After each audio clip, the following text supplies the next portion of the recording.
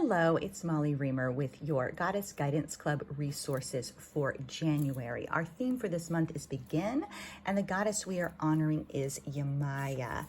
And they're, first of all, acknowledging there's many different ways to pronounce her name, so I've got the Midwestern US pronunciation. There's also many different explorations and experiences of Yemaya, and so she's a complex goddess to learn about and work with a lot of different expressions, experiences, and iterations.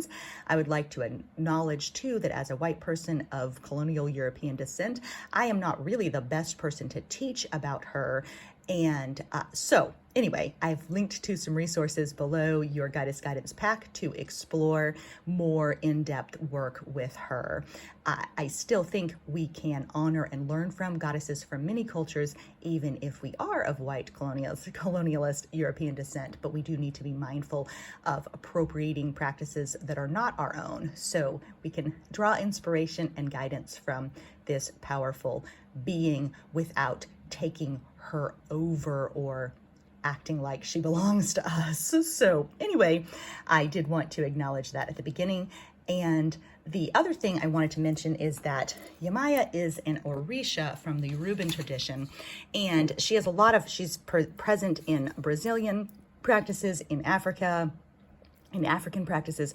She traveled with enslaved people across oceans and continents to the US. She has deep roots in multiple cultures and different expressions. So there's a lot to her that cannot really be summed up in one phrase or one short video. The other thing I wanted to acknowledge is that some people would not really view Yoruban Orishas as goddesses per se, but I'm using goddess kind of as a shorthand to describe an entity, a deity, a presence, a being. And again, work with Orishas and practice with Orishas is beyond the scope of this video. So I'm going to refer to her as a goddess.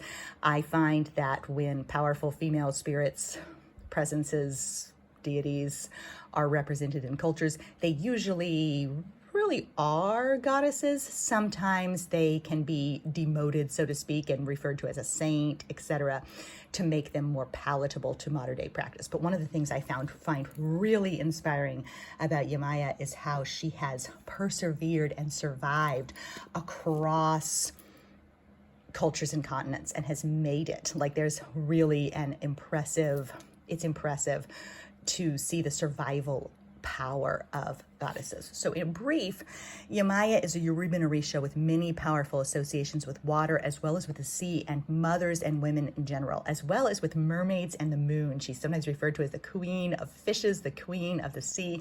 She's very regal, she's very royal, she's very much in her own power and her own sovereignty.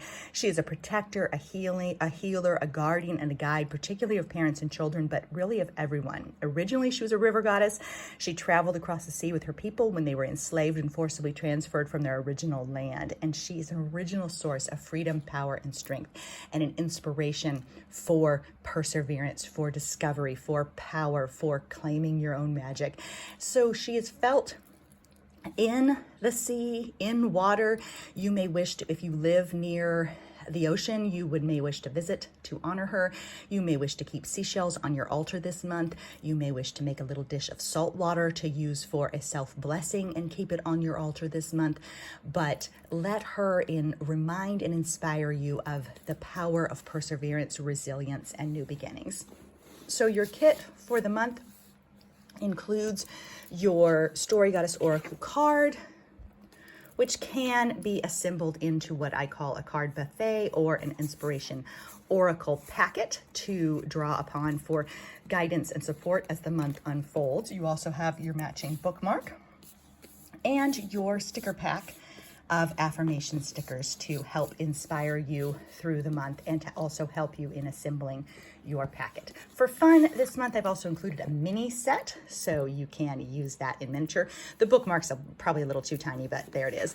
And then something that is not included, or it is included, but it's not in my video materials right now, is a little miniature prayer book for honoring Yemaya. So you will have a little foldable 8-page prayer book as well for working with her. You're also receiving your January Begin guidebook full of inspiration, nourishment, support, and encouragement to help guide you through this month. and to touch back into, to tap back into, to come back to for reinforcement. And I love to page through this at night before I go to bed. It's kind of becomes a ritual in and of itself to re-explore the guidebook.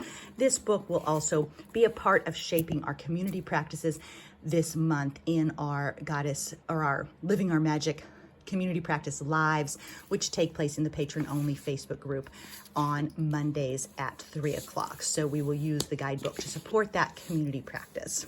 But in the meantime, enjoy these resources.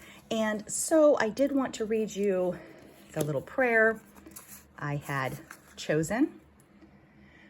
Remember, desire is the ancestor of action. Permit yourself space to listen and to feel.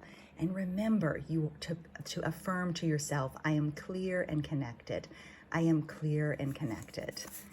And then we're going to close this month's Goddess Guidance video with Yemaya's poem from her card. Listen, I tell of wave song and water mysteries. I am the dance of the tide, the swell of the moon, the taste of salt and sun on skin. I know the depth of the sea, the wisdom of the river, the irresistible call of freedom, and the wild, sweet rhythms of the earth. So may you listen this month to the wild, sweet rhythms of the earth. May you dance with the tide and feel and celebrate the taste of salt and sun on skin. May you dive into the depths, and may you have the courage, faith, and trust in your own self, your own wisdom, your own knowing to guide your way. So I hope you enjoy working with Yemaya this month and with our theme of begin. Thank you so much for being here, and keep living your magic.